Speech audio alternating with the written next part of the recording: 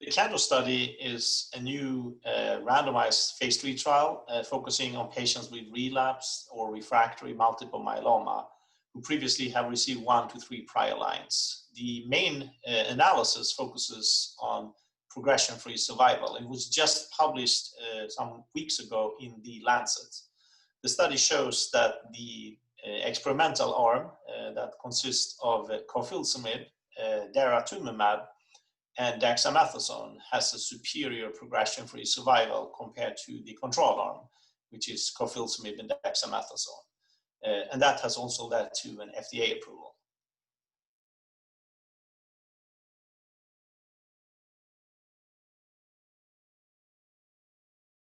At this current presentation at ASH 2020, I'm about to present additional information beyond the Lancet publication. The Lancet publication focuses on the primary endpoint of progression-free survival, but this abstract focuses on one of the pre-specified secondary objectives, which is MRD detection.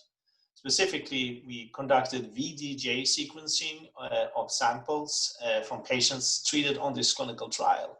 And we were interested to see what is the MRD rate at a pre-specified time point in patients treated with carfilzomib, daratumumab, dexamethasone versus carfilzomib and dexamethasone. We also did additional sub-analysis as part of the protocol around MRD. We looked at the best MRD negativity response. We looked at MRD independent of what the serum marker showed. And we also conducted sub-analysis when we looked at deeper degrees of MRD negativity than what typically is used, 10 to minus 4. We went down to 10 to minus 6.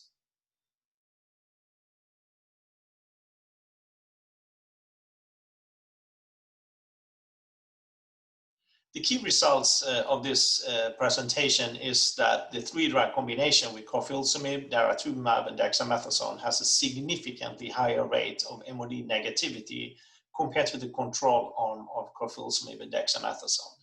Looking at the pre-specified time point, which is 12 months after the enrollment on the study, among patients who are in a complete response, the MRD rate is 12.5 versus 1.3% respectively for the KRD versus the KD arm.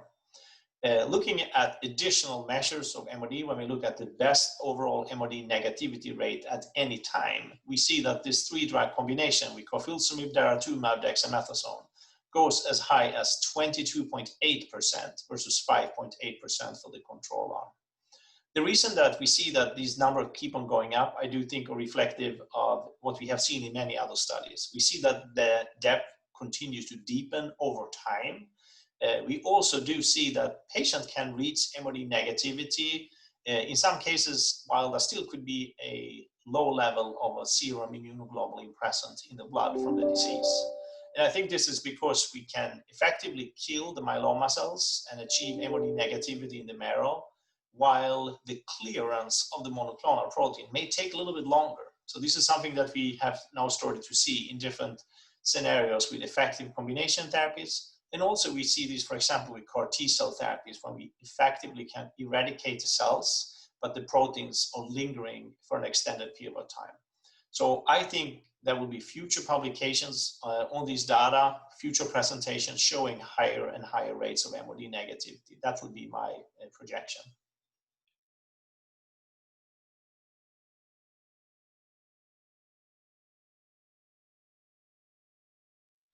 I think these results build on the Lancet publication that just came out showing that carfilzomib, daratumumab, dexamethasone has a superior progression-free survival compared to carfilzomib, dexamethasone.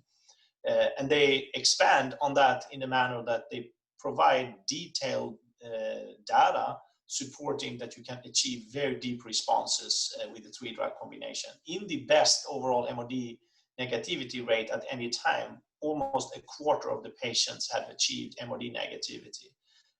As I already pointed out, I think it's likely that these results will continue to improve over time because it's highly tolerable and it is highly effective therapy. So if patients keep on staying on this regimen, going forward, I would project that we will see deeper and deeper responses in more and more patients. So I think the results are going to be even more strikingly superior for the three-drug combination.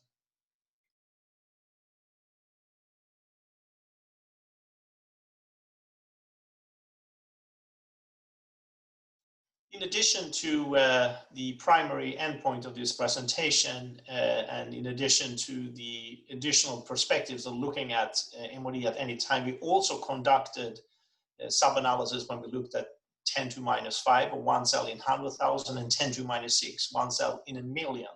So looking at deeper and deeper degrees of MRD negativity. And what we show is that in the setting of 3 drugs, we pick up some patients actually being MRD negative 10 to minus 6. That's about 1 in 5 of the patients that are in this category of no detectable disease. In the 2-drug combination, we did not see any of the patients going this deep. So I think the 3-drug combination is highly effective from the primary endpoint of the trial, PFS.